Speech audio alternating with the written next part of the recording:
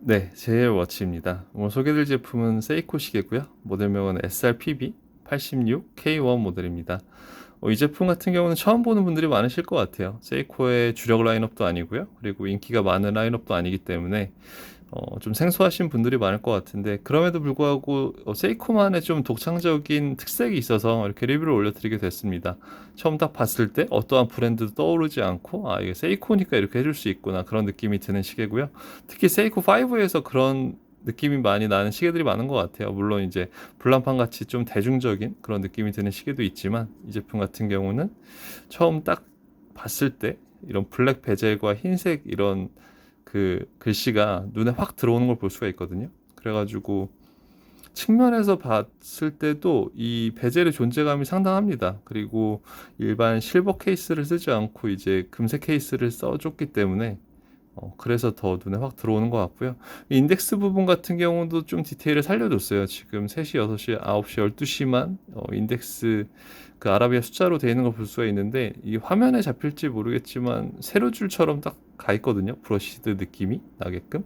그래서 이런 디테일한 부분도 살려준 시계입니다. 하지만 그 디자인 부분에 있어서 그 국내 소비자한테 어필할 만한 그런 디자인은 아닌 것 같아요. 조금 특색이 있고요.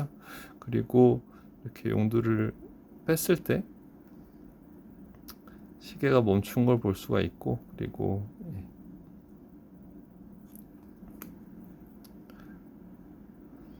그리고 이렇게 수동 감기도 지원이 됩니다. 네, 뺐을 때는 이제 핵 기능이 들어가 있고요. 그래서 안쪽 보시면은 시스루백이긴 한데 이제 전체 도금 처리를 해준 건 아니고요. 지금 안쪽은 그냥 실버 스테인레스로 처리해 준 걸 볼 수가 있습니다. 무브먼트가 다 보이게끔 시스루백 처리를 해준 걸 볼 수가 있고요. 그리고 또 케이스 사이즈가 큰 편입니다. 보통 세이코 몬스터 같은 경우는 거의 43, 44mm가 많거든요. 그래서 이 제품 같은 경우도 44mm 케이스 사이즈를 가지고 있기 때문에 좀 큰 시계라고 보셔야 될 것 같고요. 그리고 또 한 가지 좀 특색 있는 부분은, 이 시계는 나온 지가 상당히 좀 오래됐는데도 불구하고 이 캔버스 시계줄의 이 안쪽을 가죽으로 덧대줬어요. 그래가지고 이건 이제 요즘 유행하는 좀 트렌드거든요. 이런 캔버스에 이제 캔버스는 이제 아무래도 가죽을 덧대지 않으면 그 해지기 때문에 이렇게 좀 디테일한 부분 살려준 건데, 이 제품 같은 경우는 나온 지가 꽤 됐음에도 불구하고 좀 이렇게 디테일한 처리를 해준 걸 볼 수가 있네요. 뭐 그렇다고 그런 줄의 질이 월등히 좋다라고 볼 수는 없지만, 그래도 저는 좋은 부분이라고 생각이 좀 드네요. 그 22mm 러브 사이즈를 가지고 있고요. 아쉬운 부분이 있다면은 다이버 워치로 만들어졌으면 조금 더 어필할 부분이 있었을 텐데, 방수가 10기압이기 때문에 그건 좀 아쉬움으로 남을 것 같고요. 6시 방향에 23 주얼이라고 되어 있는 걸 볼 수가 있습니다. 네.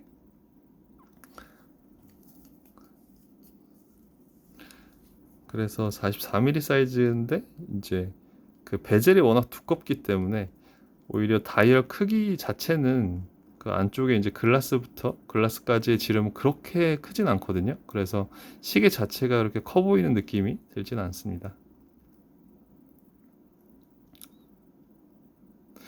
그 인덱스 부분이 금색이어서 시인성에 있어서 좀 좋은 편은 아니지만, 그래도 핸즈 부분은 흰색으로 마감이 됐기 때문에 핸즈 부분은 시인성에 있어서 큰 문제가 될 것 같지는 않습니다. 하지만 초침 같은 경우는 약간 시인성이 떨어지는 건 어쩔 수 없을 것 같네요.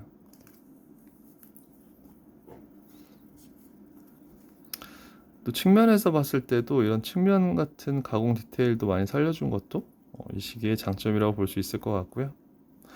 그리고 줄질하기 좀 쉽게 툴을 여기다 바로 넣어서 뺄 수 있게끔 해준 것도 볼 수가 있네요. 이런 부분 같은 경우는 사실 좀 싫어하는 분들도 계세요. 그냥 깔끔하게 처리된 된 걸 좋아하는 분들도 계시고, 줄질이 쉽게 그냥 여기 툴만 딱 넣어서 뺄 수 있게 하는 걸 좋아하는 분들도 계시니까요. 이건 좀 호불호가 갈리는 부분일 것 같네요. 네.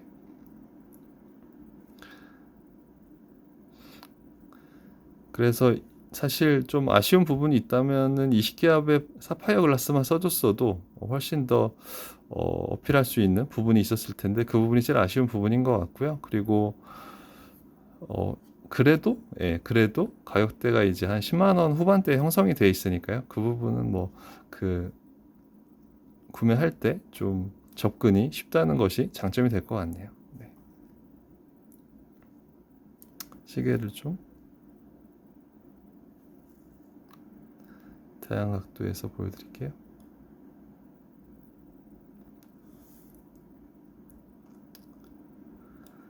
네, 이렇게 해서 오늘은 세이코 시계를 오랜만에 리뷰 한번 올려드렸고요. 다음번에 또 다양한 시계들로 찾아뵙도록 하겠습니다. 감사합니다.